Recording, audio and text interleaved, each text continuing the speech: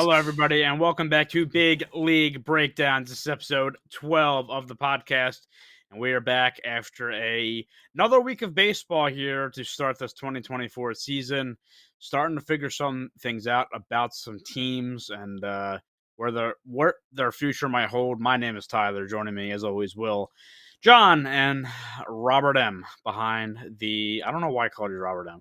Behind the. We have known each other a long time, and that has to have been the first time you have ever called me that. That's kind of wild. I don't even like Robert M. behind Robert. the discs. I don't even like calling him Robert. That was horrible. We are back again, episode 12, and got a lot to discuss today. We will be talking about Ohtani and that update on his. Betting scandal is not the right word. I actually have that in my notes. Not a betting scandal for him, but for his sense translator. Going to talk about Jackson Holiday, and later in the show we also talk about umps. And this will probably be the first discussion of many about umpires. But did want to start the show by acknowledging it is Jackie Robinson Day, and big day in baseball. Everybody wearing 42 out there looks awesome. Will 42, 42, great movie. Will. This has been a tradition for a long, long time in baseball.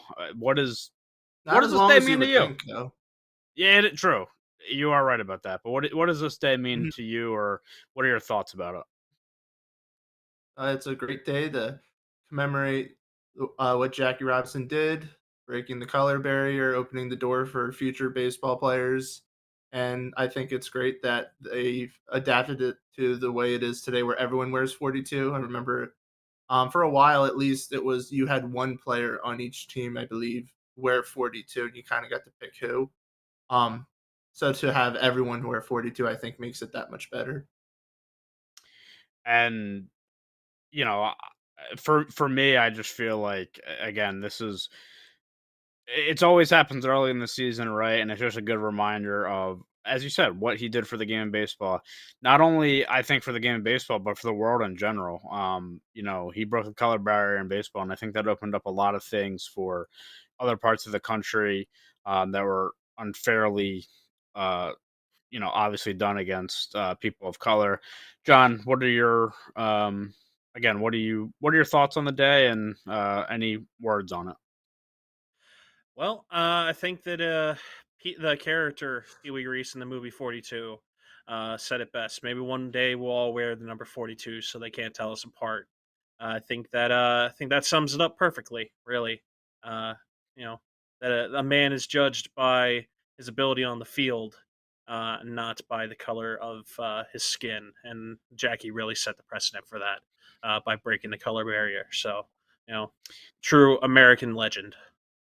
Yeah, and again, more maybe off the field than on the field. I did a paper on Jackie Robinson for a class a few years back in college, and obviously I knew a lot about him, but it was like a really in-depth paper, and it just like gives you a different perspective of like, wow, I mean, all the things he went through, and you don't really hear about his time in the Negro Leagues, and all this stuff, and to get where he was, and to set a precedent, and also, I mean, not to mention, MLB The Show has actually done a really good job with this about like the storylines and stuff. Also bringing up other colored players that came up, and it's just again a very important topic, and I'm glad we do celebrate it.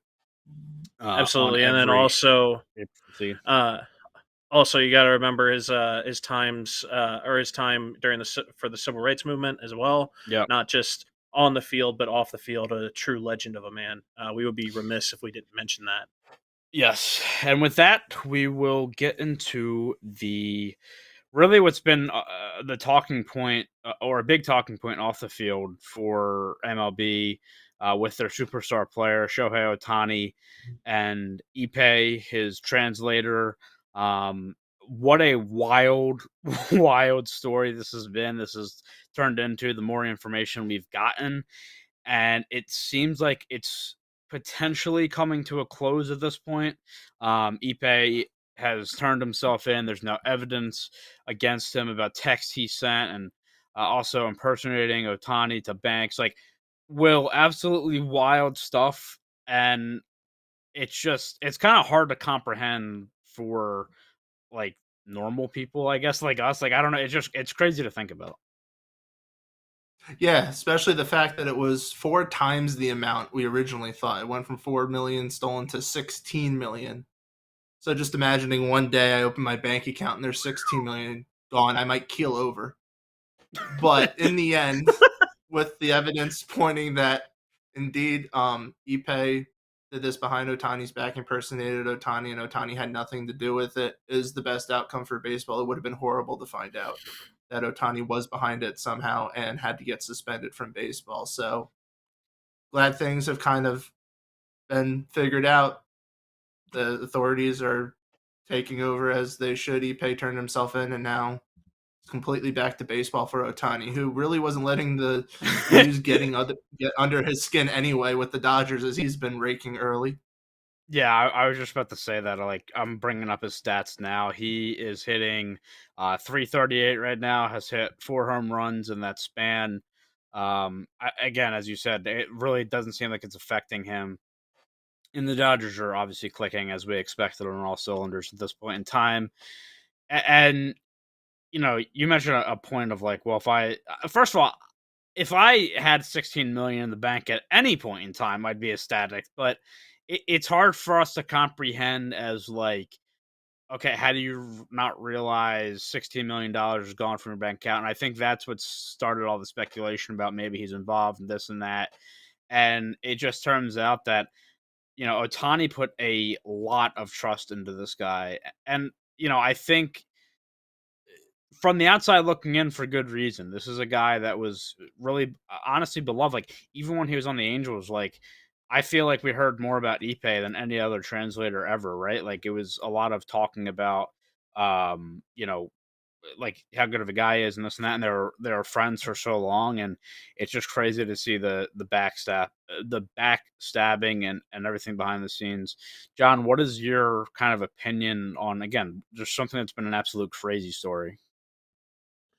Yeah, I think Will said it best. Honestly, it's the best thing that could have happened for not only Shohei but also for baseball. This guy is, the modern day Babe Ruth. He's, the two-way superstar. He's, Shohei Otani. Just in general. So you when you break down and you look at it from a standpoint of Joe Schmo, which is essentially what majority of us are, is just Joe Schmo. Uh, we can't fathom not knowing. Hey, $60 million is now not in my bank account, and it was. I was going to go buy this house. Now I'm not. Blah blah whatever.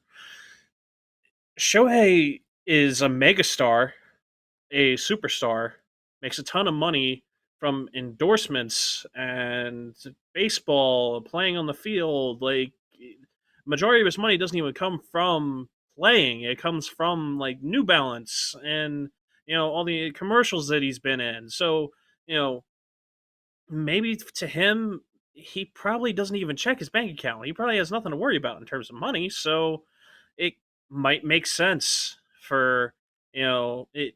If you think about it that way, it might make sense that, hey, 60 million's missing. Okay, I see 160 point whatever million, and now it's not even showing that 16 million missing. So maybe for him it is easy to miss if he sporadically checks it, if he even does check it. We don't know. But that's also something to think about. I think, just as we'll put it, it's good for baseball that Shohei. Yeah. It, I mean, yeah, that this isn't something bigger.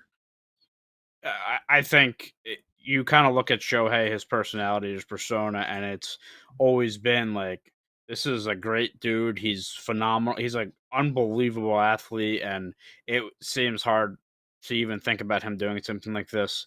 And again, it looks like the proof is good for him. I do want to mention though, for Ippei's sake, like, I guess like a PSA of like, this is a real problem. Like, gambling addiction is a thing, and I think that there's a lot of people online that are making jokes about it, and I understand when you're on the outside and you're a fan, and things happen to bigger people, you don't really see the same effect. But I forget, there was something that popped up in my feed about like how many bets he had placed, but it was an absurd number.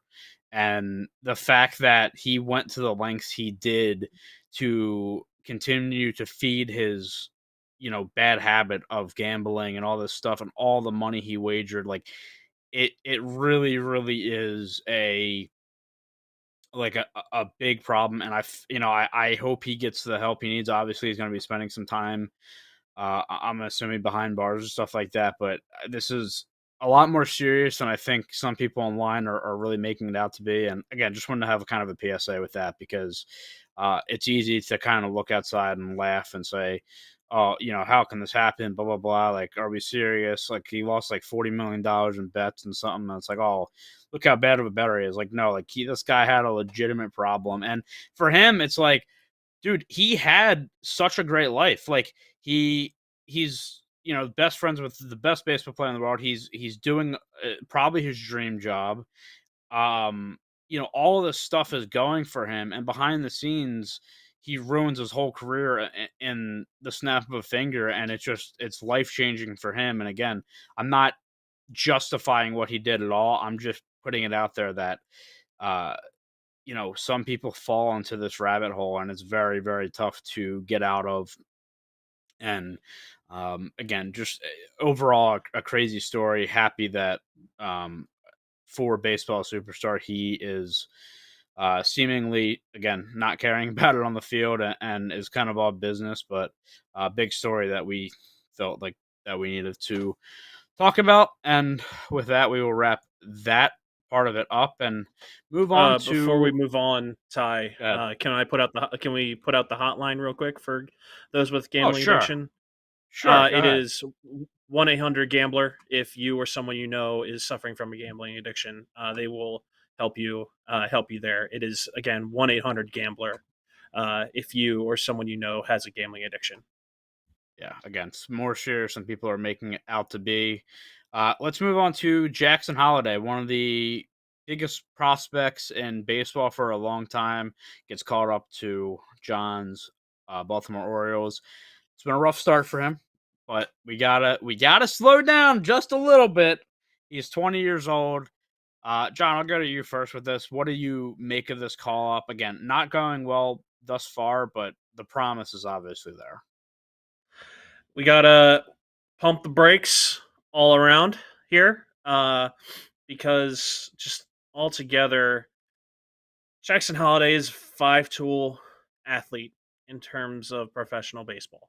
That is very much the case, that he's a five-tool athlete. He's batting ninth. He's 20 years old. You know, you got to keep all of those things in mind, regardless of who his father is, regardless of whether or not he grew up in clubhouses. The fact of the matter is, there isn't 4A baseball. That jump from AAA to the majors is still a big jump for anyone, and we see it all the time with prospects. I mean, I was watching a Willie Mays documentary today, and Willie Mays, to start his career with the New York Giants, was 0 for his first 25, and was so upset about it. So, and I'm not comparing, I'm just saying even the greats uh, go struggle when they first get called up. So you have to keep that in mind when thinking about this kid. Yeah, he might be one for his first, 20 something at bats. I'm not saying that's fine, but keep in mind this is Major League Baseball. So anyone that is automatically calling him a bust, pump the brakes. Let's realize, hey, this kid is going to be something special. And you can see it in his demeanor, his professionalism, the way he carries himself. He carries himself like a vet. And he's 5 days into his career. I had to think when he got called up last week. Yeah. But yeah, he's 5 days into his career. Let's not give him his jacket, but let's also not call him a bust immediately. I think the other thing too that has to be mentioned is there has been so much hype around him that it is imagine the pressure he's dealing with right now. Not to mention his first series is at Fenway, like all this stuff, all this pressure. He's tearing it up in AAA. We've seen what he did in spring training, and not that I think people expected him to go, again, like you said, one for whatever in his first couple games, but you have to give it some time. Will, we've seen, other megastars or these big prospects before, right? That struggle out of the gate. Like, what are your thoughts with Jackson Holiday? Because he's joining a team that is obviously a World Series contender, and again, there's just so much pressure there. Oh, he's going to be fine. Don't worry whatsoever. I haven't even heard anyone that said he was a bust yet. So if people are saying that, shut up. I saw it on Twitter or no X. Yes. I mean, even in spring training, he started off a little slow, and then he got a couple hits, and next thing you know, he took off. Yeah, you said he's got a lot of pressure. It's a big jump. Nerves are kicking in. He'll be fine. If anything, the first hit is probably the thing that'll finally ease him down, and now he can be a little bit more relaxed and fluid with everything. So, I mean, look, I brought up his AAA stats, and we know how insane they were, but batted in, I mean, a small-ish sample size, right? Like, he wasn't down there for that long at all. But sample size, but 42 at-bats. He batted 333. His OPS was 1.077, and his walks to K ratio was 1.5. So, like, obviously that's crazy for AAA at 20 years old, and people again are expecting him to come up and make an instant impact. I think he will at some point in this season. I don't think there's at this point, even with stuff going on, a fear that hey, we're going to send him back down. Like, no, he's here to stay. He'll turn it around, and I think it's easy to say because it is Jackson Holiday, but I am a believer that he'll turn it around and contend for Rookie of the Year. I know there's great prospects out there. Jackson Churio on the Brewers right now is absolutely tearing the cover off the baseball. So, different league and stuff like that. But I'm just saying, like, there is other guys out there, but I can see him contending for it. And as John said, we need to relax. We need to pump the brakes a little bit on all this and give the kids some time. You brought up that pressure. I think if I'm him, I don't know if I'm feeling more pressure than what would be normal for a normal call up, just because of who his father is. I mean, maybe that adds a little bit to it, and maybe there a little bit of like you have all these expectations. How can you live up to it? But it's the Orioles, as you said, are contenders this year. It's not like when Adley was called up and Adley was essentially the savior of the franchise.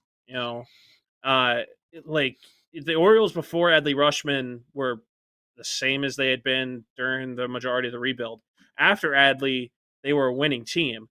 So when you look at it from that perspective, there's that added pressure on Adley's side that Jackson doesn't have to put up with. He doesn't have to deal with. He has to, essentially just play ball and just be you, and the chips will fall into place.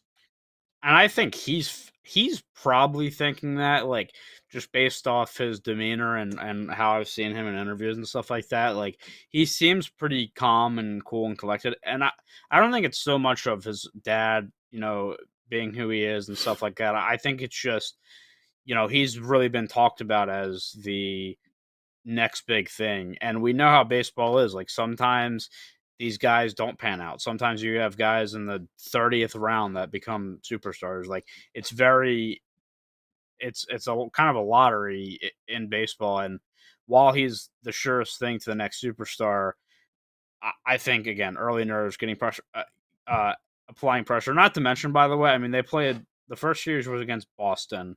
The second series was against what, Milwaukee, right, John? Yes. Yep. And like that's two pretty good staffs pitching wise. He played five. He played 4 games in those 2 series. Yeah. So I know they're playing tonight. I'm not sure what he's doing tonight, but he'll be fine. Again, we he'll turn it around. And the Orioles, I think this is a big step for them. I mean, they had Mateo playing second. They had Tony Kemp playing second, who wasn't doing much. So, um, mu- doing much, I know that might even be too much to say. But I think Tony Kemp may have had put in more miles walking to and from the dugout than what he did get it going to first. Let's put it that way. yeah, I know he didn't. I know he didn't have a hit. I don't think he had a walk at all.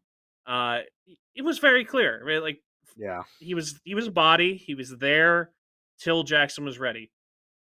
I don't think that they thought, okay, Jackson's ready here at the yeah, 10 games into the season. you know, like because I said on the podcast, I thought late May, mid May to late yeah, May was when he would be called up. This is much earlier than what I thought.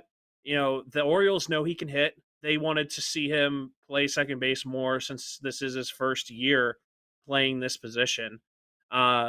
So that was why he was sent down. He succeeded at that test. He aced that test, so they brought him up. So there's nothing left.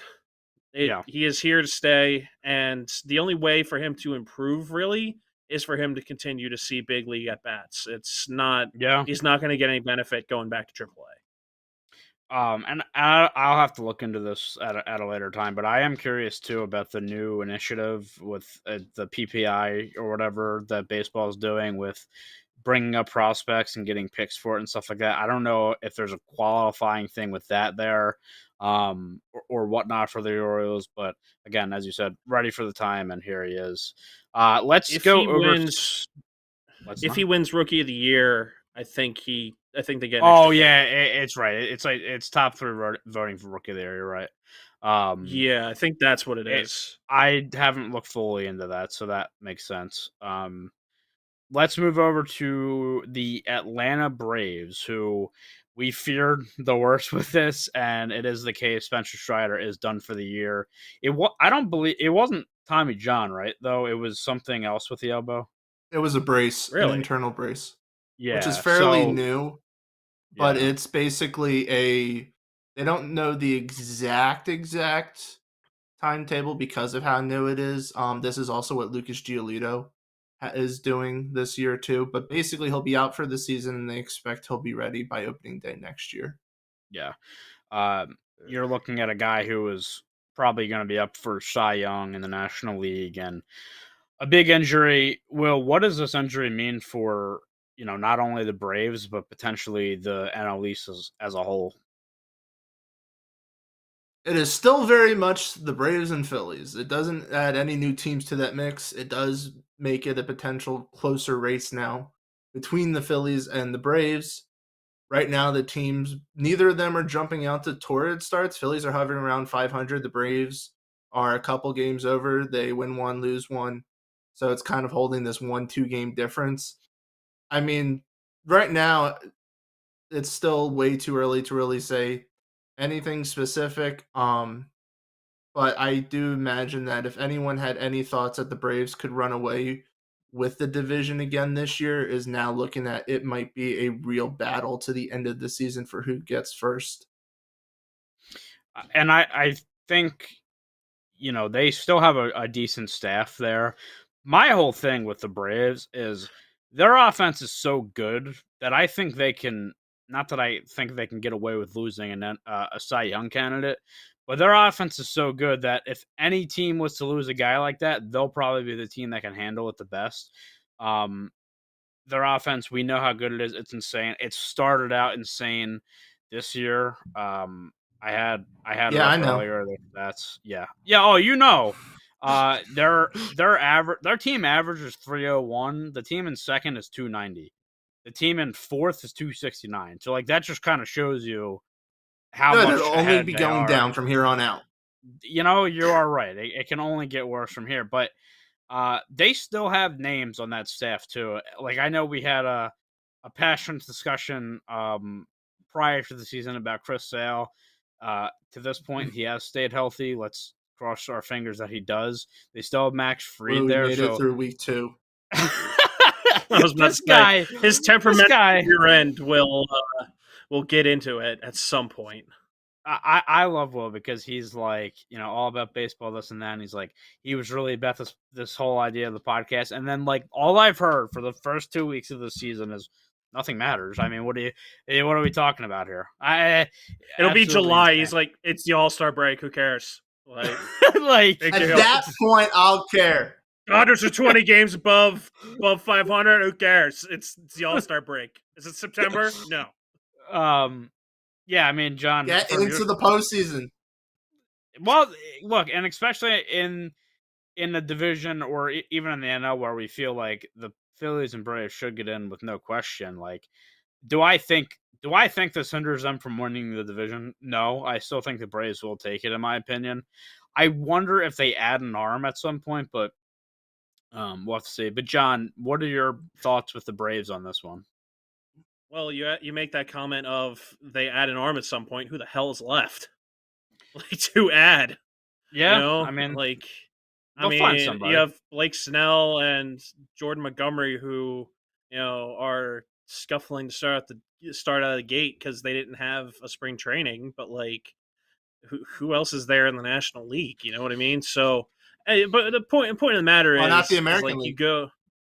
I mean, yeah, they could go for the American League, but the favorite for Cy Young there, who would have been a big trade piece, Shane Bieber, he's having. I almost said he's having Cy Young. He's having Tommy John. He's so good, he can win it when he's hurt. Anyway, no, but when you look at the Braves, I think that this definitely makes the race tighter in terms of them being the favorites. I did pick the Phillies to win the division. I still am going to stand by that pick. Honestly, I think the Phillies have a better rotation.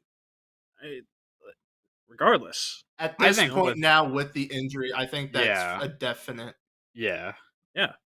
I think mean- that between Nola and Wheeler alone, I think, makes them the better rotation. The But question is depth. that's easy to That's how say. you be Yeah. a good As I team said- in baseball. Well, that's the thing that the Braves have. The Braves have a lot of depth right now and young guys they can call up. If Fried can stay healthy and perform really well as he has in the past that entire time, because I know he's scuffled early in the season, and if Chris Sale could put up respectable numbers, he doesn't need to be below 3 like Cy Young Chris Sale, but if he pitches in the mid 3s and gives him 6 innings an outing, and then Morton and Lopez give him competitive games in the back end, they're fine giving a young guy a chance at the 5th spot. They have so many options. If like they don't really have the true guy leading the rotation, then they might trade for someone at the deadline. They could also choose, if they don't want to trade at the deadline, to gamble in the offseason and try to sign someone like a Corbin Burns or like a Jordan Montgomery to bolster the rotation that way if they feel like they need to. Because my guess is Charlie Morton is going to finally walk after this year. He just seems like the one guy where I'm going to retire, the Braves sign him. Then it's like, okay, now he's going to retire. No, wait, they bring him back. Now he's going to retire. No, wait, they're bringing him back. At some point, but also Max Fried's a free agent. So there's that too. Yeah. And does this change that now for Fried? Like, there was a lot of talk with the Braves that Fried was going to walk, but I don't know. I mean, again, you're supposed to get Strider back next year. I just Fried, I think, could fall Well, into we a also don't similar know. offseason We don't- as Blake Snell. Because We don't know Fried how has, this injury is going to affect Strider. Keep that in mind. yeah. But I'm I just mean- talking about Fried. I'm not even worried about Strider right now. Like, You would've for Max Fried, if they want to retain him, like his problem is that his health is too much of a question. So I don't think they need to worry about replacing Strider, regardless of whatever the injury is, or if he comes back and he's slightly different. I think they're just going to try to do what they did off season, and that's find ways to beat the Phillies. So, as you said earlier, John and I had talked about this for a while. I thought Shane Bieber was going to be like the number one trade piece this year at the trade deadline. With him down now, I'm looking at pitchers on expiring contracts for the end of this year, and to be honest, it's not that great of a batch. Like, you look at this list, and realistically, there's only a couple names on here that you could potentially see being moved. And at that point, is the team even getting better? Like, Kyle Hendricks is on this list, but I don't see him leaving the Cubs. Alex Cobb, Alex Wood. I mean, maybe Alex Wood, but again, how much better are you getting with that? An interesting name is Walker Buehler.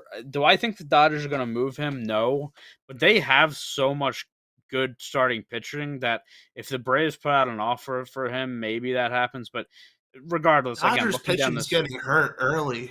yeah, Yeah. well, and we had talked about that, right? We had talked about Like that. Emmett Sheehan's shut down now. Bobby Yeah. Miller's on the 15-day IL. Buehler's just about to come off it. You don't Yeah. get Kershaw till halfway through the season. I think the Dodgers benefited from having all the depth because of all these early situations. You can't get rid of anyone unless you're trading for someone and spending stupid money that way for the future. Yeah, Yeah, not this early.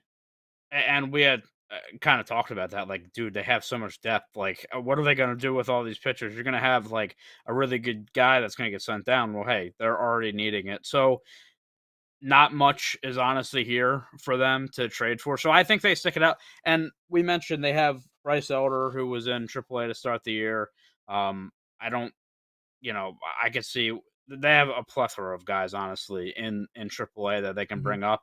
I think that's the route they'll go because I also think they know, hey, our offense can win us a lot of baseball games where, if we have this, fifth starter, whatever, and he struggles, like our offense can pick up. We seen him early in this year in the Diamondback series. I swear there was like 2 out of the 3 games in that series, they were down by like 6+ runs.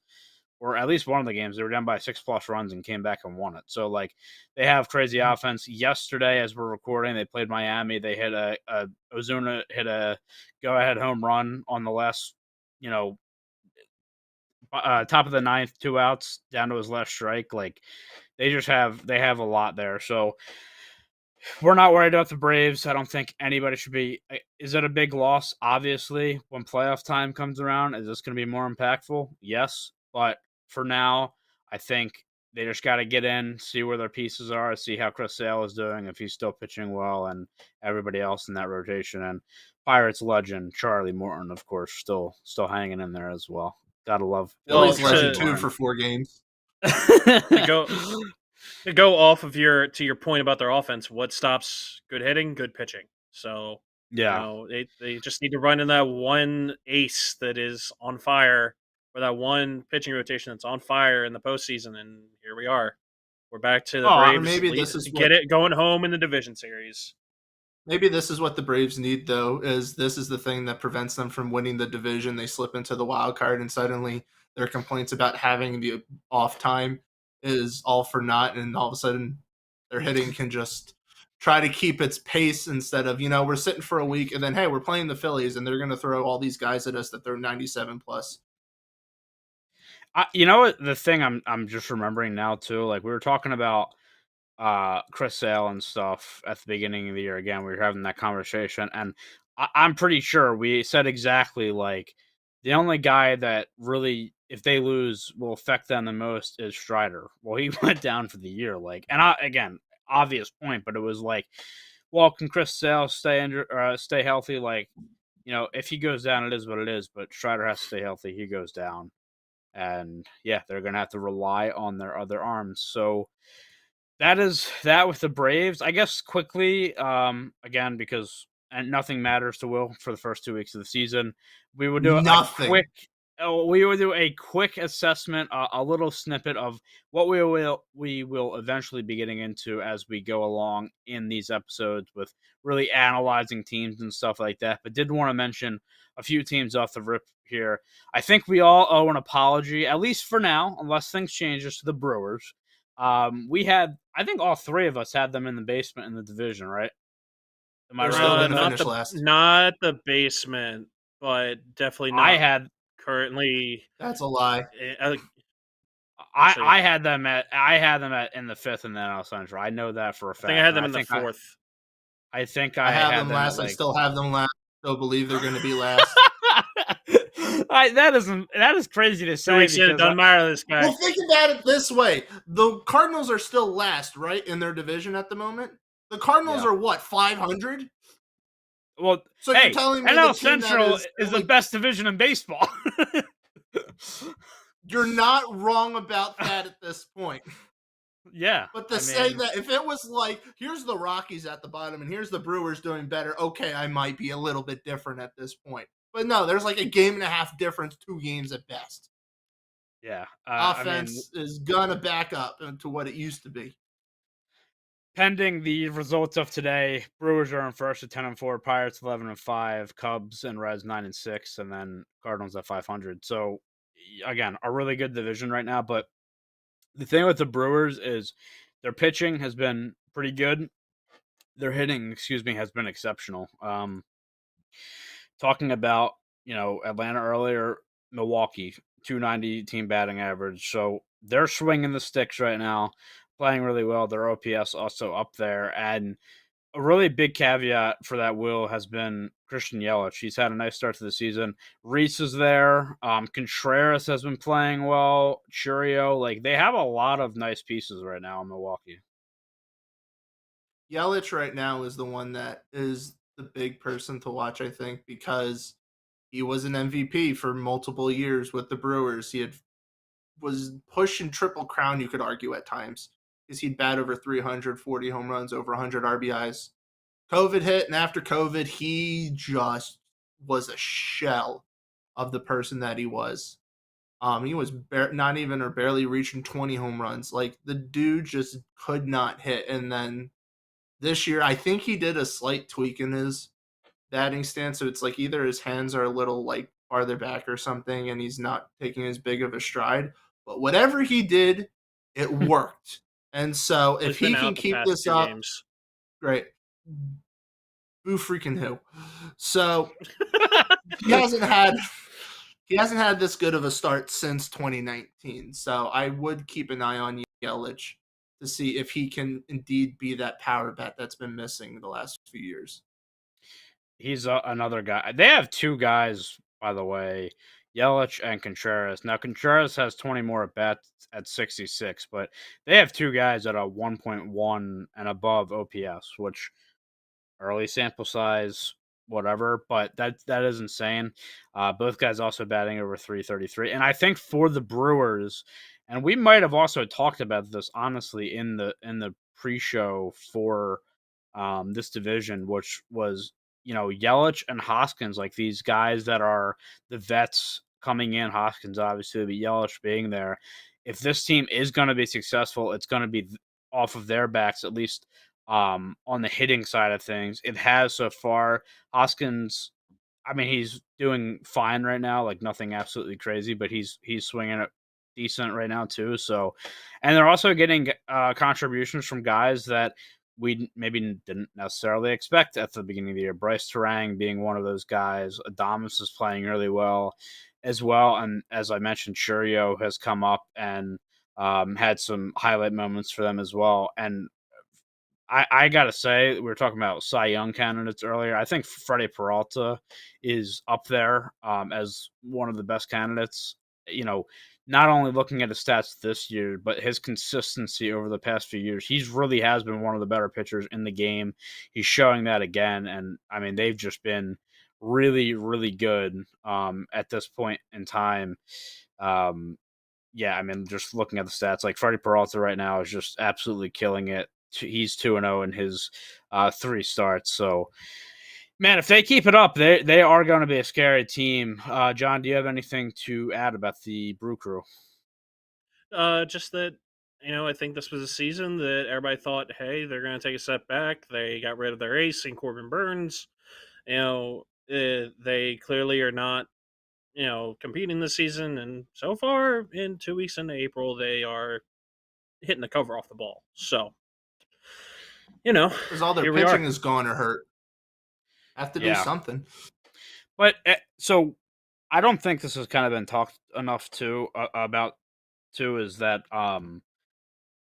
Devin Williams is out, and he's been out, and we talked about that. And I think at some point that may catch up to them because they don't have that crazy guy out of the bullpen that you can rely on like him.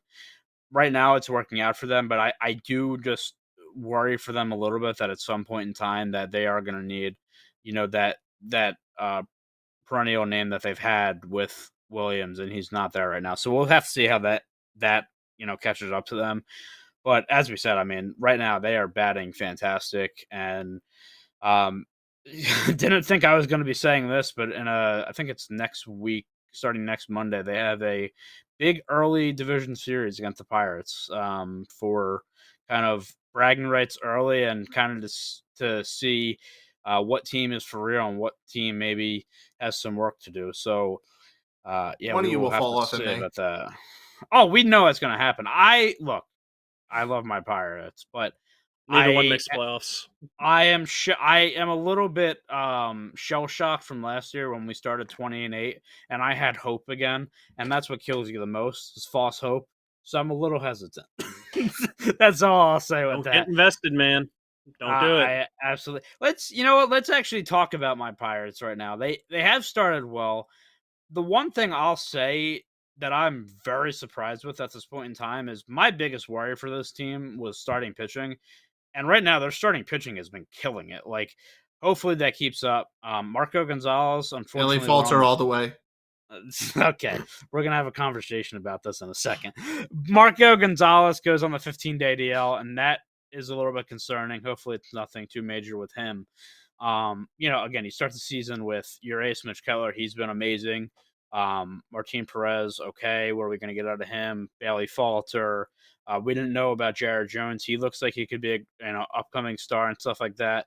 Marco Gonzalez. And, the first series of the year, Bailey Falter goes out there and gives up 5 runs before he records an out. And I'm like, I literally texted Will. I'm like, this guy is absolutely useless. Like, I expected this. Like, this is going to be our problem.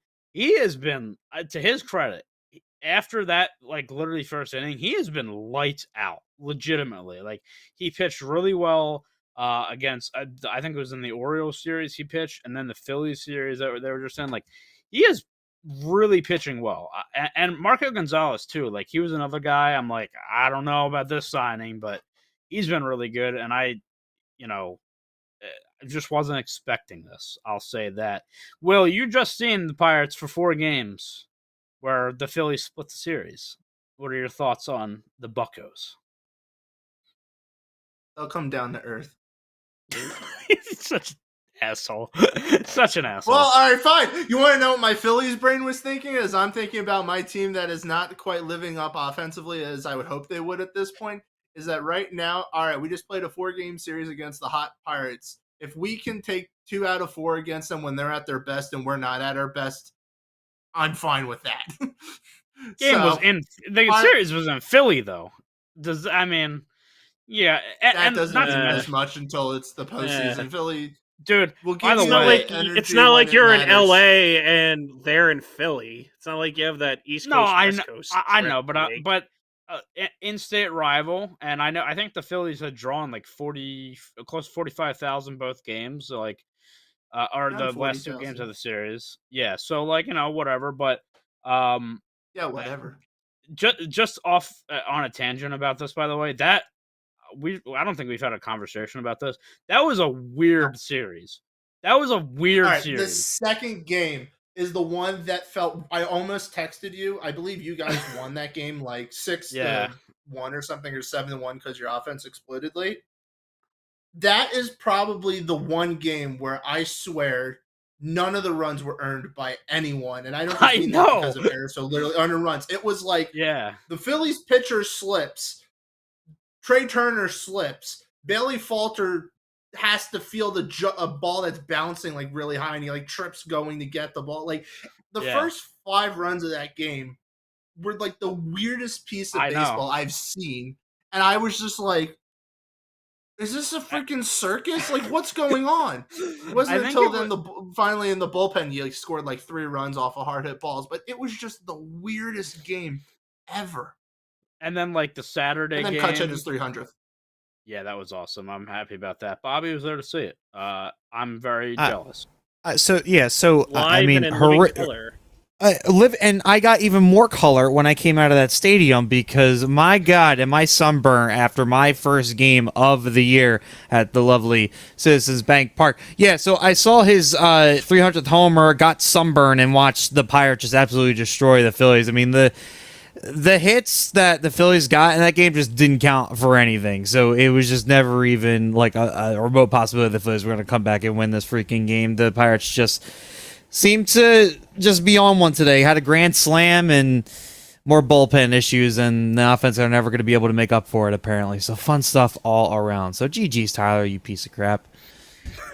Look, it was a nice fair series. I gotta say, there was a little bit of smack talk coming out of the Phillies fans after Game 1. And I just was like, "You better win this series." Well, they You mean the Phillies fans, meaning my sister, who decided and to Will, just go for your throat? Will gave me a little text. Don't worry. Okay, Don't you fair worry. enough. You Fair probably enough. got text from where he 3 stands. people, and it represents the whole fan base. You could be right about that, but it wasn't the whole fan base. But a few Phillies fans here and there. But yeah, weird series. Saturday, the game was like we're having like 20-mile-per-hour wind gust, and like it was a mess in left field. Crazy series. Regardless, The weather for the Pirates series has been interesting. Yeah, snow. You have wind gusts, snow, rain. rain. Literally, it was a winter wonderland for. It's too when the sunny. Orioles- We can't see the ball in the sky. What is happening? Pissed off every god possible. What's going on with the Pirates where they're just carrying this bad weather with them? Dude, are you using actually? Are you using this as an advantage? You're upticking the brightness on the game. Dude, it really. Now that you mentioned that, it has been funny. Like there has been a lot of that. But yeah, I mean they're playing really well right now. We'll see if that keeps up. Currently 6th in average right now in the league, though. So like to see that 7th. Sorry, like to see that because yeah, that was. I thought the lineup could be good. It was the pitching, but it's coming together on all cylinders, and I think that's the thing with the Pirates this year that. Sometimes it's all right. They'll get off to a hot start because somebody's going off. I will say the one thing that's different is they're getting contributions from everywhere.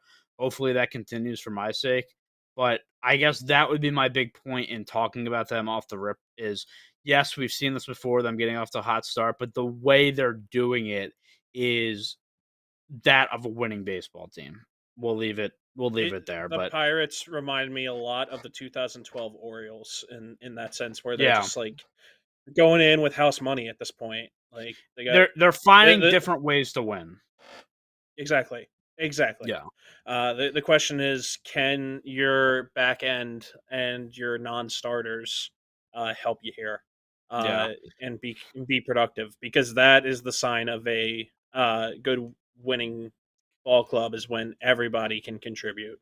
Not that everybody has to contribute, but everybody can contribute. And this was going to be obvious, just like the Orioles with Holiday, but there's Skeens has been killing it in AAA, and everybody wants to bring him up. I think because their starting pitching has been so good, put that to a halt now. But I think kind of in that May, June area, that might become a conversation, and we'll see how that changes them. The other team I just want to mention before we get on to our ump segment, which is going to be a good one, is the Royals. Will, great prediction at the start, at least. They're winning the World Series. They're killing it. I mean, what's going on there Smith. in Kansas City? Hold on. I'll play the role of Will. It's 2 weeks in. Talk to me in perfect. September. It's Will Smith. No, it's 100%. It's because it's Will Smith. Will Smith has been on the World Series team the past 3 years. Because he went to the Royals, they are now the favorites to win the World Series. Prove me wrong, Vegas. There's your Vegas stat, John. Where's that stat at? Look, they're killing it, as you said, and they're getting another team that's getting contributions from a lot of different spots. Vegas is never beating the Will Smith allegations, bro. Oh my God. Bobby Witt, my goodness, superstar in the making. He has been killing it, and look, still not as good as Adley Rushman, but whatever.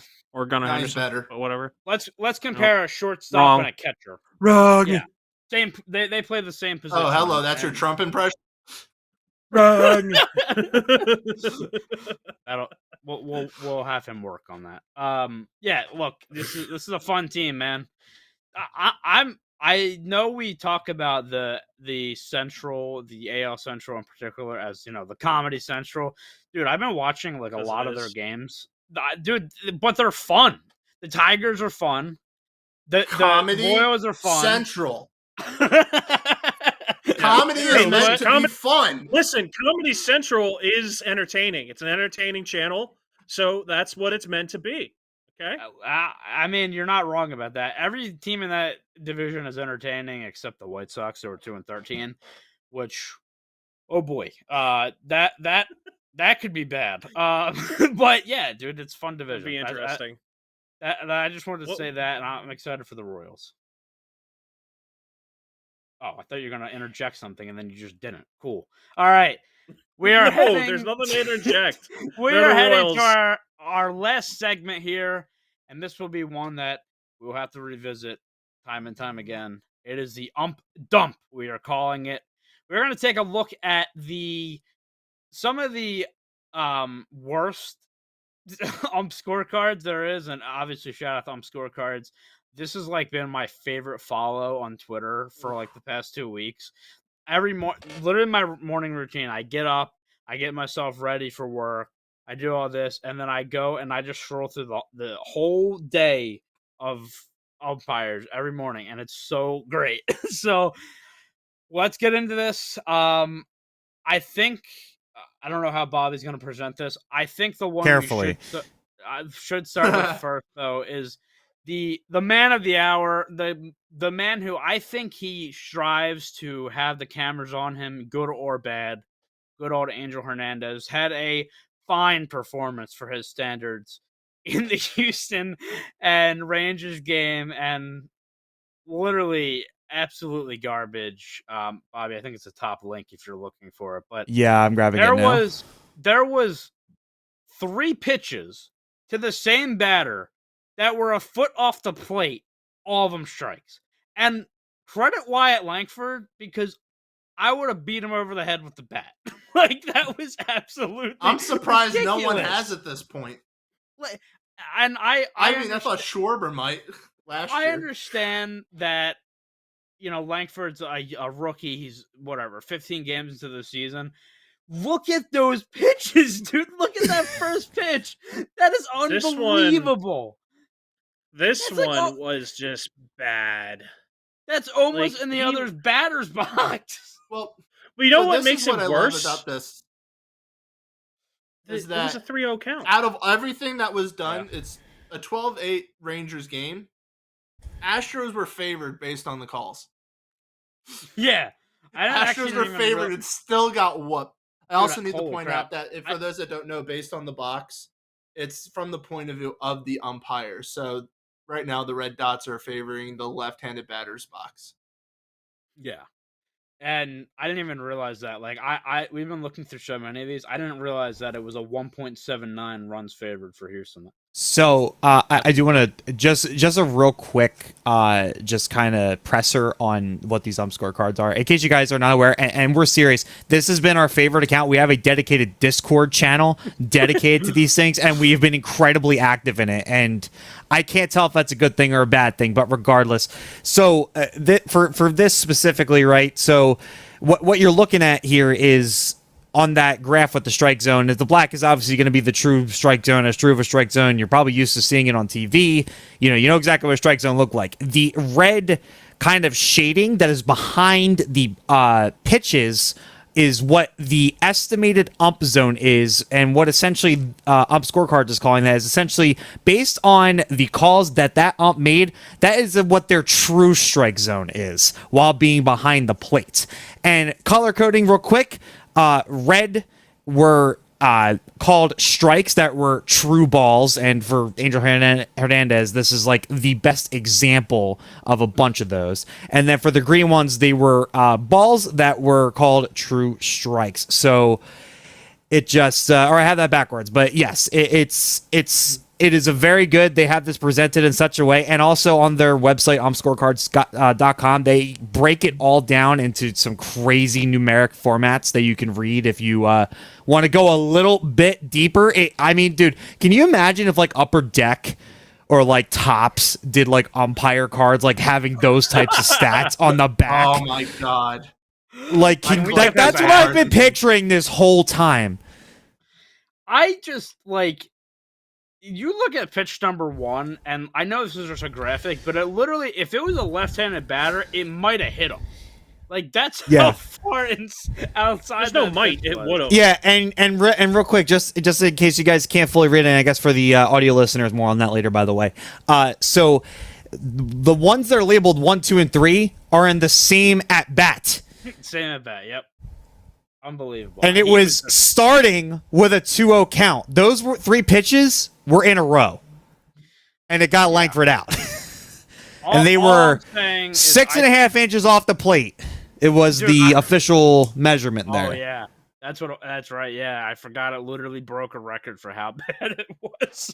Dude, like it literally. You look at the strike zone and you're like, Angel, you need to take a step to the left. Like, look at all those balls that are to the right side of the chart. Like, what are we doing? Not to mention, and Bobby, you can bring up our next one, but this is off the back of him calling a check swing that wasn't even close. What? So like, literally, I have something to add to that. He's about to agree with Angel Hernandez. I'm stopping the podcast right now. I'm not brain dead. No. So during that check swing, you can see it is from John Boy. He zooms in, and you can see that Angel closes his eyes as the pitch is coming in. So that's explained. What I'm thinking now is Angel closes his eyes whenever pitches come in, every single pitch that he calls behind home plate, and that is why he gets so many wrong. He doesn't know when it's coming in. I just dude, like I wish I could be as bad as he is at his job and still retain my job. And I know that's a whole thing with the union and stuff like that, but it's almost every time he's on the field, there's something he does wrong in a major way. Like, it's crazy. But look, we could talk about Angel Hernandez literally all day and how bad he is. And I thought about this today, and this isn't just Angel Hernandez, but all these umpires. You know, we've all seen the videos of is it a ball or is it a strike? You decide. You know, those umpire point of view videos on social media. I understand those, and yes, being an umpire is incredibly hard. But these guys are major league umpires. They are paid to do this. They are the peak of the profession. You cannot get higher than what their job is.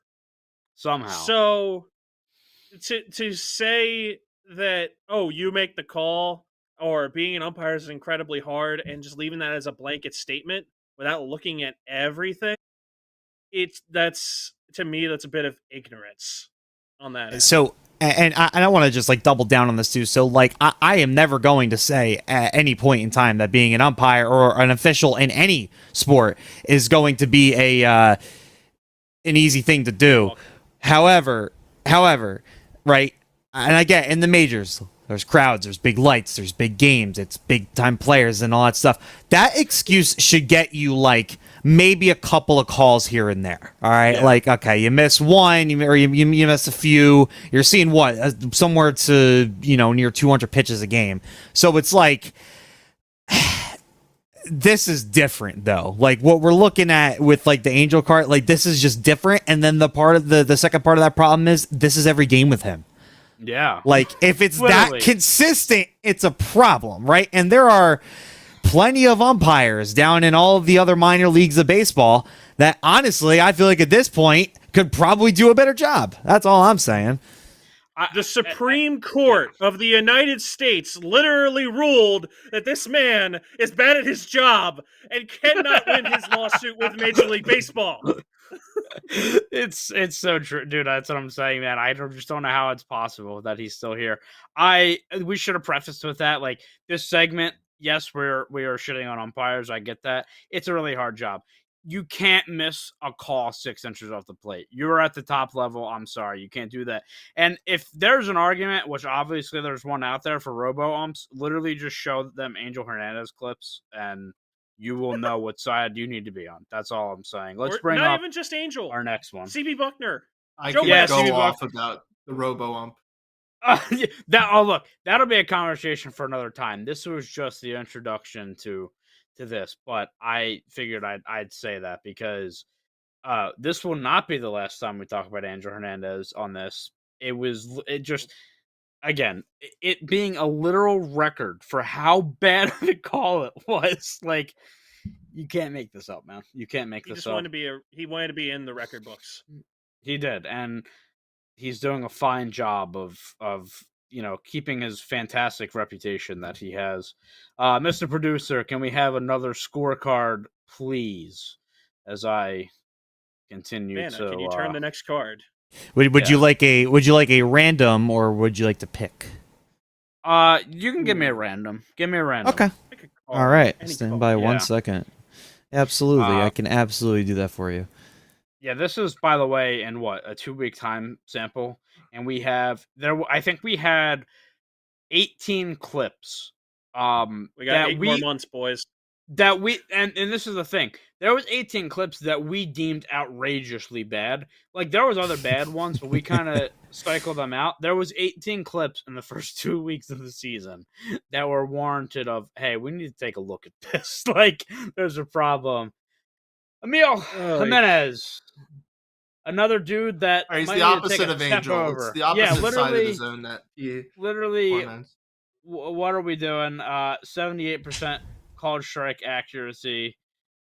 Look, at least this one, the overall favor for runs for Arizona is a lot lower, but still, I mean, again, those pitchers aren't even close. Like, they have like the 2.2 highlighted or whatever, but like there's ones that are even further outside than that. So, what are we doing, man? I don't get it. Yeah. What are our thoughts? I mean, here, he's boys? consistent. He's consistent. Yeah, He's you know what? consistently wrong, but he's consistent.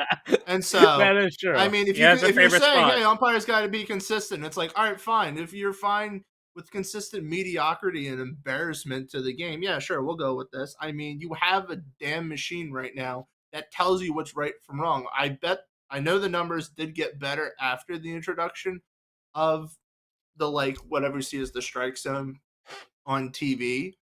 Yeah. But, like, come on. There's just a point where you're like, all right, dude, I know there's the old school philosophy of, oh, every ump has their ump. It's like, no, there's an ump and your job is a translator.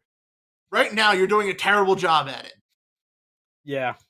That is a good point, though, with like if he's consistently calling this outside pitch, like, the batter has to adjust. And I understand that to a point, but when the ball, again, is so far off the zone, like when it is a ball length outside the zone, like, dude, what are you even supposed to do as a hitter, like, to hit that? It's just it's not good. Well, hold on. One of those is 2 ball lengths. The other is a ball and a half. So let's be right here.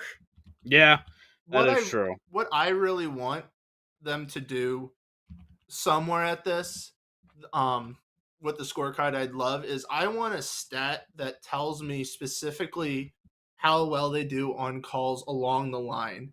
Because, I mean, aside from Angel Hernandez, you'd think a freaking monkey could make a striker ball call if it's down the middle or 3 feet off the plate. Your job is we need the person to help tell us what's close to the strike zone. So, like, I need a stat that's, like, within, like, a half ball width of that line. How accurate are they? Because that's where you're going to see a lot of percentages really drop. And that's how you want to know. I mean, you want to know good from best. It's really just going to be more fuel for the fire. Because, I mean, if the umpiring union is going to do nothing to really remove these umps from their jobs because of tenure or whatever, then having that stat in the end is probably pointless. Should probably just remove the strike zone from the TV anyway, so this way we don't see them Yeah. suck most of the time. Might save a little bit on stress there. Because So we I don't get personally, my stress is through the freaking roof watching these games because I see the box. So I'm just like, all right, you suck, you missed the call. Why do you have a job? This is terrible. Yeah, God, this there destroying the has game. been a debate of how that the box on screen has ruined baseball because it's not always accurate. I like it, but I can see the argument because you have visual proof, or you think you have visual proof as a fan watching the game that this umpire just absolutely is horrible. We move on to John Bacon. Dude, if you're below, like, you're in a special category if you're below 80% for 3/4 of called the strike zone accuracy. is And expanded. this is one that's not even, there's no consistency here. He's wrong on the bottom, left, right, top. He's gotten nothing right. I I mean, read this fantastic comment on Instagram for this card, and it said that this bacon was undercooked this game.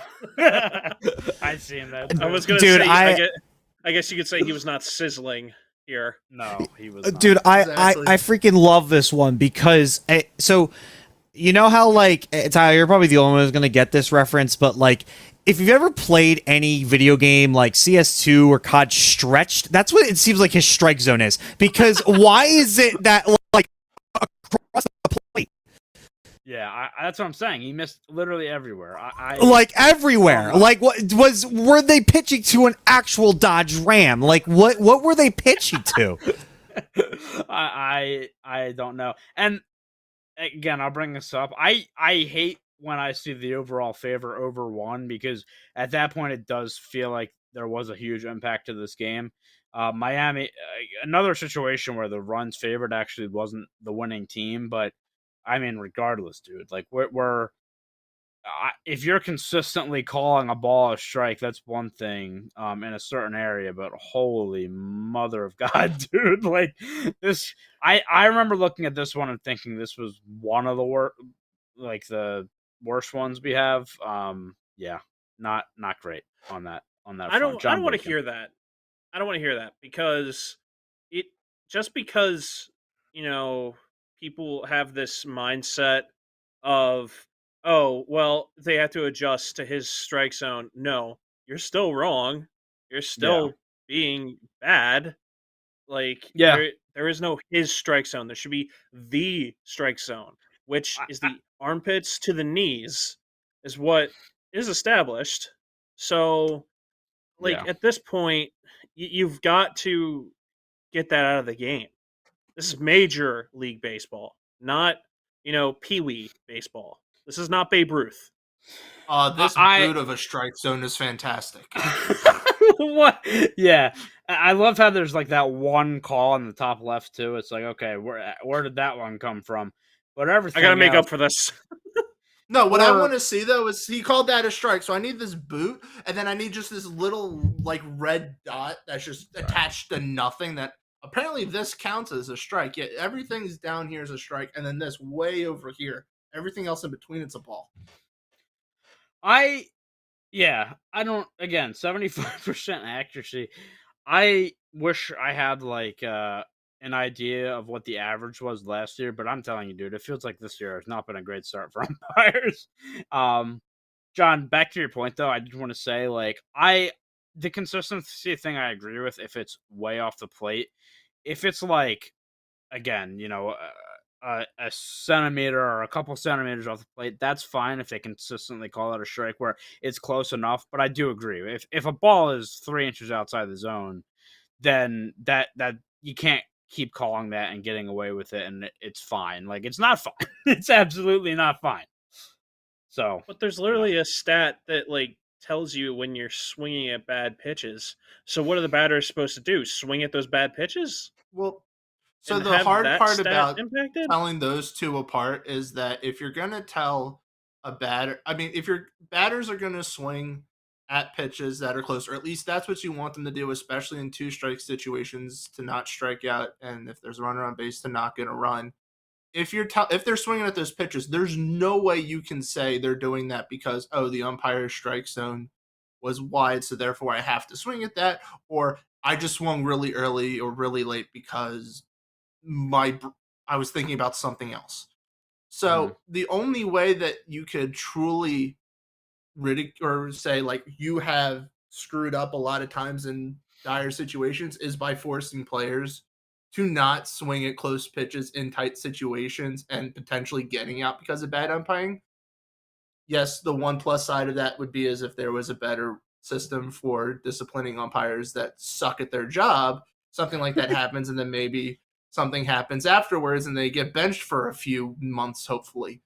But otherwise, you're just going to have the batters swing, and in the end, that's not going to matter anything to the umps. Plus, I think I heard somewhere, this was a few years back, that umpires were told when they are like prepping for the season or new umpires or whatever, and they're trying to do the strike zone stuff, and they have like umpire boot camp, is that they are told they can be lenient within like a centimeter of the strike zone, or maybe I don't want to say a full inch. Again, they're humans. I understand that, but Right.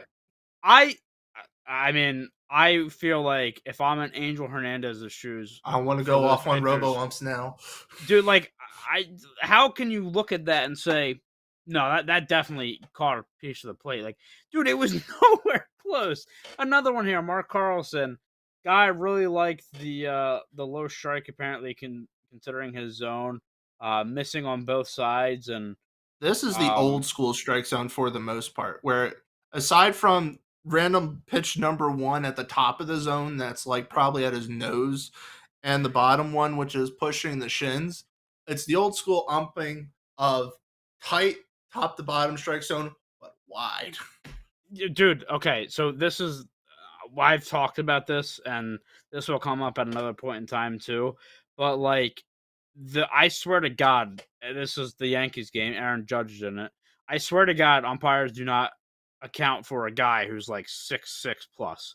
Like, I wouldn't be surprised if that ball at the bottom of the zone was called an Aaron Judge because that was called strikes. Yeah. So that the red was a strike. Yeah. So like, really, dude, called a strike. That was probably at his friggin' ankles, and that was called a strike.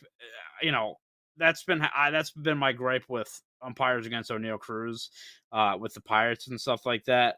Again, small thing, and I don't even know if that's factual, but I'm just saying for this, this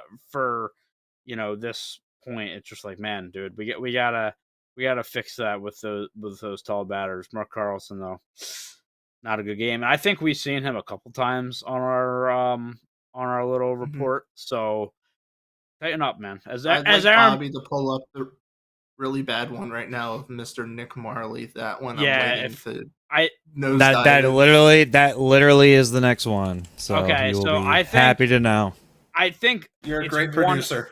1A and I know. 1B, 1A and 1B between the worst scorecards this year between Angel Hernandez and Nick Marley on this one. And I'm giving it to Nick. Dude, it's not even really up. bad. I'm just gonna prepare people. It's Nick. Yeah, it's. I forgot actually how rough this one was. Oh yeah. my! There has not been a game this season, to my knowledge, besides his game, where he missed, or I should say, his accuracy for calling strikes was under 70%. Yeah, that which again is horrendous. I think under 80 is absolutely unacceptable. If you're under 70, you have I think under 90 is unacceptable. This, like, was he just calling? Was he just everything was a strike? It doesn't matter. I'm just get an apple box for everyone. I'm literally, maybe an or Rockies game. I don't want to be here. We're going home early. Everything's a strike. Like, bro, what? 19 out of 59 calls were wrong for strikes. That is so bad. I nearly 20 strikes alone. Wow. Well, I was about to say, Will, what is that? What is that math in a fraction? 68 over 100. It says it right there. 68%. I was like, am I missing something here? Simple fraction. Thank you. Look, he's Do the math not from there, not whatever not a stuff math is. guy. Well, like, okay, I think the 3 calls on Langford for Hernandez was ultimately like they were over. If you're looking at 3 pitchers from Marley to Hernandez, those were the worst. I think overall the zone is the worst though. Like this is really Mm-hmm. really bad. 4.1% Yeah, Angel missed by the below. most. Yeah, yeah, his call, but I think this called strike accuracy, as you said, is a season low, which that's a hard Please bar don't go to any go lower. under. It's a really hard bar to go under, and I swear he was actually behind home plate the other day, and he wasn't that bad. I think it might have in been the a Phillies series of series. it was with the The Phillies Pirates. Pirates series, I think. Yeah, okay. I was gonna think. say, I think he was. Yeah, and he wasn't bad. Like there was some things, but it wasn't this, as you can see. Look Again, at that abomination in yellow. yeah, Let's that say, what was that? A cowboy hat? not as bad as the strike zone. Producer had a seizure. He is I was 20% below his average accuracy for the season in called strikes in that. Yeah, Holy I was so cow. I got my telestrator working. I was trying to do that when John was trying to figure out his math, and I just couldn't get it up in time. So it was a very late time joke. I apologize for the timing on that. I think we pull up one more and assess it, and then get on out of here. CB Buckner, I have to throw him under the bus because he's pissed me off so much. Because not only does CB Buckner piss me off, other than he's a bad umpire, he is an umpire that will fight back, and that is one thing I do not like. Yeah, so you're the moderator. You should be like the level-headed, cool guy. When you have the what I will say. That being said, last year one of the greatest interactions of the entire season was it Aaron Boone and like Laz Diaz and like John Boy again, because we're gonna keep saying John Boy have great breakdowns, and he said how he lip reads roughly what they're saying, and Boone's saying how he sucks, and Diaz is like, "Well, you're no better as a manager." Like that was it's fun. It's so funny. It was so uncalled for by Diaz, and I think he should absolutely have been like suspended for just matching, doing everything there. That was completely unprofessional, but it was hilarious to watch. Wasn't that the one where Boone like did like his motion like yeah, dude, that was so funny. That was ridiculously funny. But CB Buckner's someone too that I feel like if you try to chirp at him, he he tightens up and he just barks right back at you. Yeah, he'll give it back, but he's also the guy that a pitch will be right down the middle. He'll call it a ball, and then he'll argue till till the end of the game that no, that was a good call. That was a good call. Holy, what's not a strike? Other than that pitch right down the middle at the top of the zone. Look how big this zone is. Again, you got the one that is in the zone. God, yeah. There's one in the zone. All these strikes. Not even borderline. That's what's even more baffling is like you said, it's completely in the zone, and his strike zone is so freaking huge. Like, how do you miss that? Yeah. Oh, hello. Nice background. Hello. Yeah, the one that goes down the middle is the one that he calls ball. But CB Buckner, I know a lot of people are not fond of him, and another just like, dude, look at. I swear to God, the zone or his perceived zone or whatever looks just absolutely humongous compared to the other ones. That's pretty brutal, but. With that, that ends our first edition of Ump Dump. We'll be back. We also have more. We'll be back. We'll be back. We also have more in-depth conversations about umpires. I know at some point in the near future we're going to have a conversation about robo-umps, the challenge system, and all that kind of stuff. But this is again going to be a recurring segment. I just think it's hilarious. Like I said, we love scorecards, just looking at them, and I just think it's hilarious to look at them. And please go follow them on Twitter, on Instagram, and check out their website. They are incredible. it's always a good day to slander some umps. And yes, I know And people are also going to follow say, "Hey, us. you can't do the job," But look, it is just funny. But yeah, let's wrap it up there. I almost just hit a button that I shouldn't have, and I almost left the call. That wouldn't have been good. We Will's going through it, dude. You Wanna have thank one job. Yeah. I want to say that we have been posting clips on all of our social medias. It's been going really well, and people seem to enjoy the content, except for me saying that I think we should have a speed limit. That didn't go over well expected, but regardless, thank you for all the interactions of that. You can follow us on Twitter at BL_breakdowns. Follow us on Instagram, Facebook, and TikTok at Big League Breakdowns. Big League Breakdowns on YouTube and Twitch. Bobby, I'll hand it over to you real quick for the audio listeners.